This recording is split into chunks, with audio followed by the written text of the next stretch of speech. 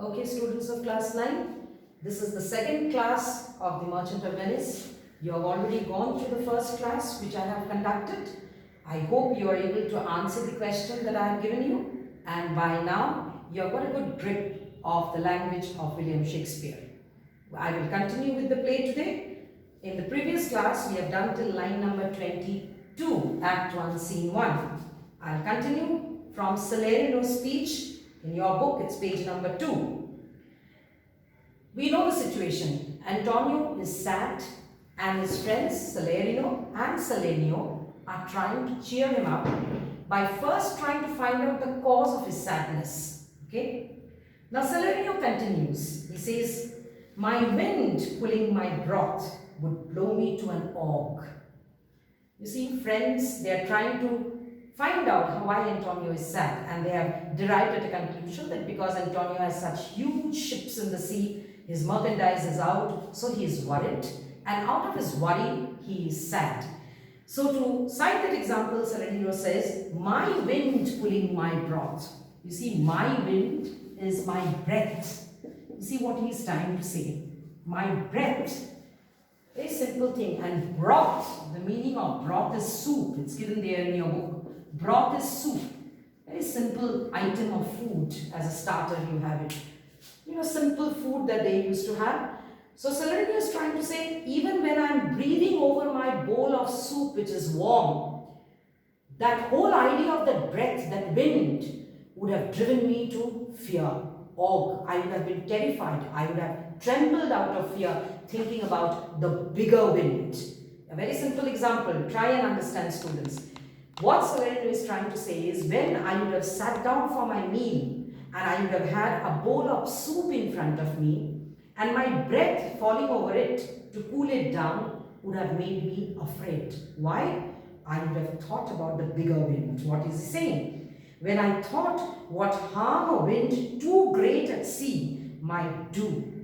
That is a simple breath. You know, my wind is my breath. So that small amount of wind, only my breath, would have made me remember about the bigger wind. Wind too great at sea. A bigger wind at the sea storm. What harm they could have done to my vessels. I should not see the sandy hourglass run, but I should think of shallows and flats. You know, in ancient days, they used to have a kind of a glass. It was like this. I'm not very good at drawing, but I'll try to give you an idea what an hourglass was like. It was like this, you know. And there used to be sand here, okay. Now when the glass is turned like this, the sand used to fall like this. This part is narrow, so it would take time to fall this way. So here the sand was put in such a way so that it takes 1 hour for the sand to fall on the opposite side. And then when it is over, 1 hour is over, again they used to turn it upside down. Again the sand will gradually start falling through this narrow part. Now this is called a sandy hourglass because it is filled with sand. It's a sandy hourglass, okay. So he's saying about that. Nowadays also you find it as a, you know, as a showpiece in some houses. So he's saying, I wouldn't have looked at the sandy hourglass. Why? I would have been scared of the sand, that small amount of sand in the sandy hourglass. But that would have made me afraid. Why? I would have thought about the shallows and the flats. You know what is shallows and flats? In an ocean, when the sea is moving in an ocean, you know, this is an ocean and there is a huge ship, okay, something like this. Now the ship, the portion of the ship which is above the water, a bigger portion of it is also under the sea to keep it balanced. Now when the ship is moving, the vessel is moving, suppose all on a sudden, you know, this portion of the sea becomes a little shallow. There is sand over here. Now what will happen? This lower portion of the ship cannot reach here. Like you see when you are walking, you know, walking very fast. Something touches your feet all on a sudden. So what happens? Your body upward, it moves forward, but the lower portion gets stuck and so you fall. Okay? In the same way, ships used to fall down if there was shallows and flats. Shallow means shallow level of seawater or flat land entering under the ocean. And the ship, which has a huge portion under the water, unknowingly would dash into it. So the whole top portion of the ship with the sail and the all, remember we studied about sail in the previous class, they would topple over, will fall down. Just like, you know, when we are running and we dash against something, our foot dashes against something, but when we fall, the foot doesn't fall first. What falls? Our head falls first. In the same way, the ship would have tumbled. So he's saying simple things like my breath would remind me of bigger storms. The sandy hourglass would remind me of shallows and flats. I would have been so afraid if my ships were at sea. And see my wealthy Andrew docked in the sand, veiling her high top lower than her ribs. I would have been afraid that my wealthy Andrew, he imagines the name of a ship, Andrew, huge ship named Andrew. So he imagines that my ship named Andrew, I would have thought, would topple over the sand, veiling her high top lower than her ribs. The lower portion of the rib, the lower portion of the ship would have been below, but the sail would fall over, and that would be the end of the ship. And not, should I go to, veiling her high tops lower than her ribs to kiss her burial. If such a shallow gets stuck to my ship, then my ship will fall down as if to kiss his burial. Burial is the burial ground where the body is lain after it dies. So when the ship tumbles over and the sail falls below, that means that is the end of the ship, as if the sail is kissing its burial. He's saying, I would have thought that. Okay? Should I go to church and see the holy edifice of stone and not bethink me straight of dangerous rocks? You see what he's saying again. He's citing another example. He's saying, should I go to the church and looking at the church, the holy edifice of stone. I would have gone to the church, like everybody goes to pray. But when I would have gone to the church, I would have looked at the huge marble building, the building of stone. But I wouldn't have been thinking about the church. I would have been thinking about the big, huge stones under the ocean, which could do harm to my ships. You see icebergs, huge stones, boulders under the ocean. They are lying under the water, so the sailors don't see it, and the ships get stuck by it, and the ships are broken. They are scattered. The whole thing that they are carrying, the merchandise, would be scattered on the ocean. So he's saying simple things would have reminded me of the dangers to my ship.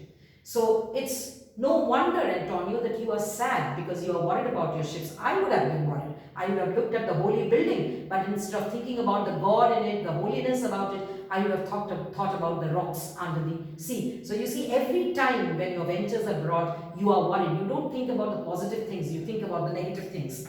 Okay? And not methink me straight of dangerous rocks, which touching but my gentle vessel's side, would scatter all her spices on the stream. I would have thought that such a rock may be striking my ship, and all the spices that they are carrying would be scattered on the sea. The spice that they are carrying, spice was a very costly commodity of trade in those days, would scatter all the spices on the stream, enrobe the roaring waters with my silk, and if the ship wrecks, the spice will be scattered over the stream, wasted.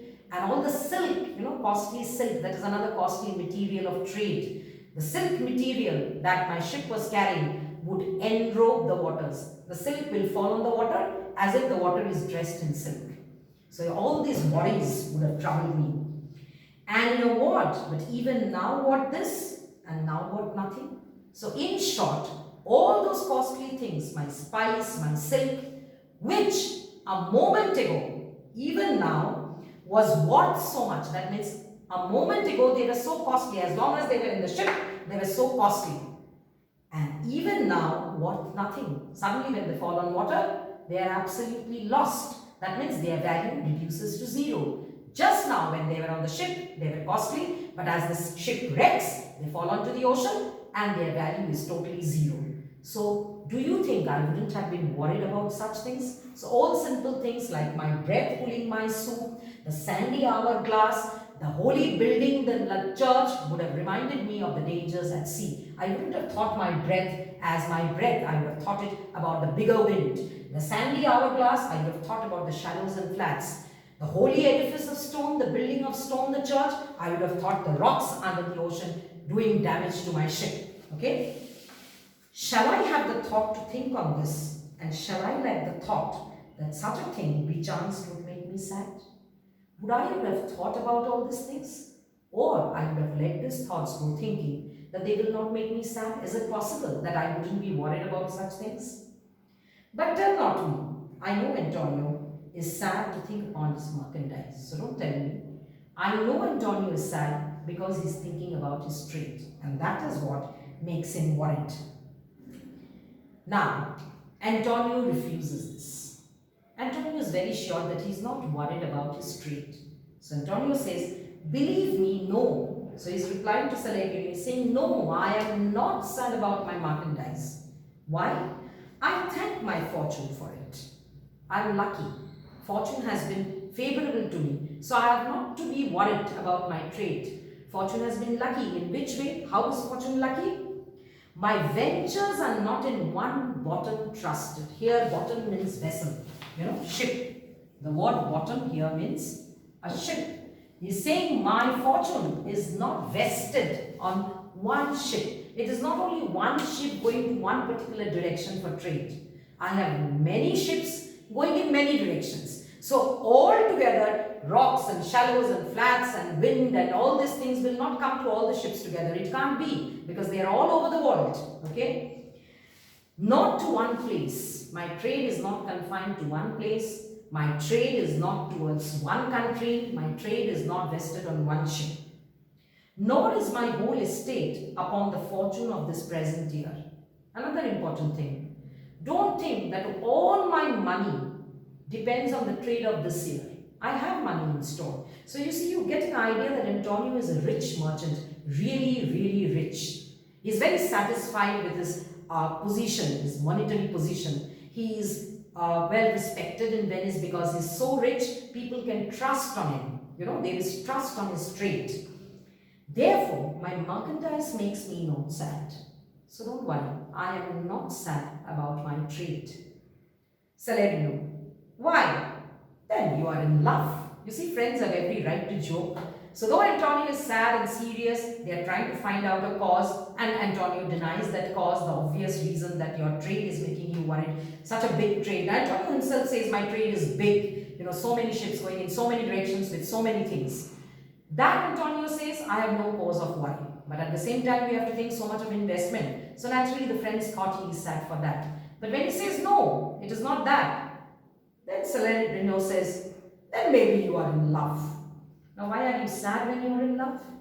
When you are in love, first you worry whether the lady I love loves me or not.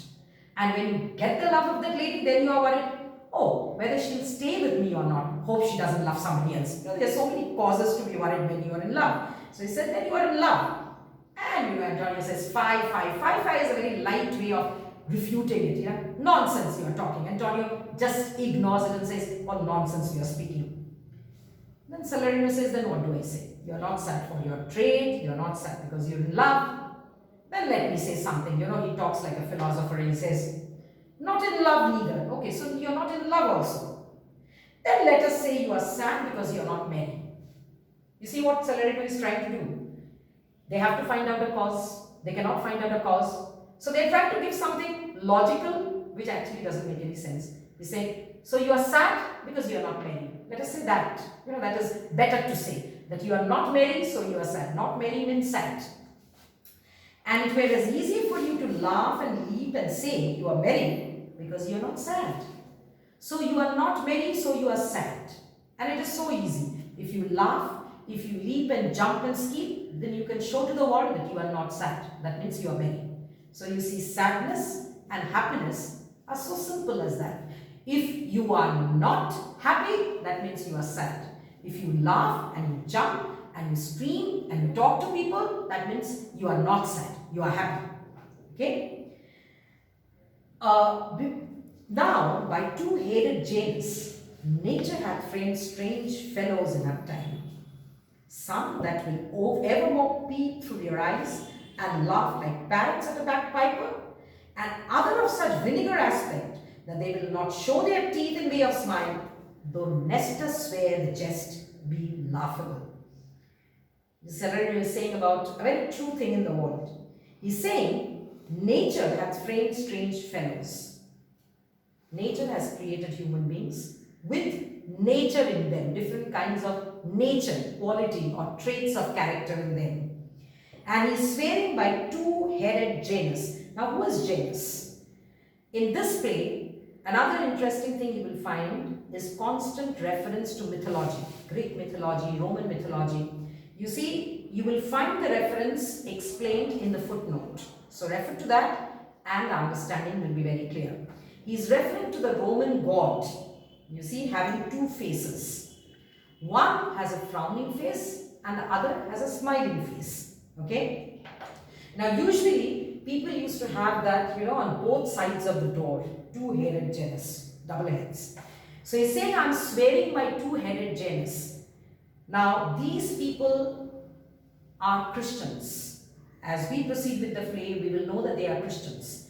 But still, when they are swearing, they are swearing by ancient Greek and Roman gods and goddesses sometimes.